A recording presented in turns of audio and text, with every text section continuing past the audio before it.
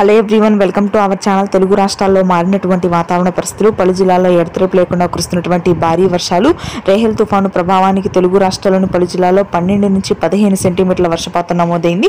వివరాల్లోకి వెళ్దాం. ఏ జిల్లాలో వర్షాలు పడతాయో తెలుసుకునే ముందు మీరు ఇంకా మన ఛానల్ని కనుక సబ్స్క్రైబ్ చేయనట్లయితే వెంటనే సబ్స్క్రైబ్ చేయండి. అదేవిధంగా పక్కన ఉన్న బెల్ ఐకాన్ని కూడా క్లిక్ చేసేయండి.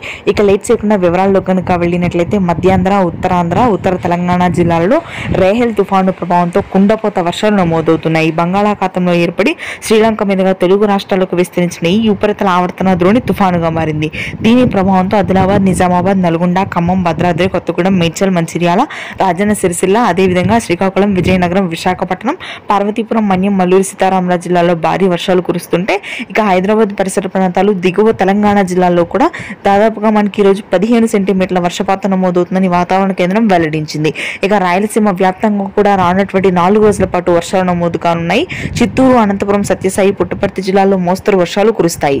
అయితే ఈ నెల చివరికి నైరుతి రుతుపవనాలు తెలుగు రాష్ట్రాలకు విస్తరించే అవకాశం ఉండడంతో కుండపోత వర్షాలు దక్షిణ తెలంగాణ, రాయలసీమ, కోస్తాంధ్ర జిల్లాల్లో ఉంటాయి. ఇది థ్యాంక్ యూ.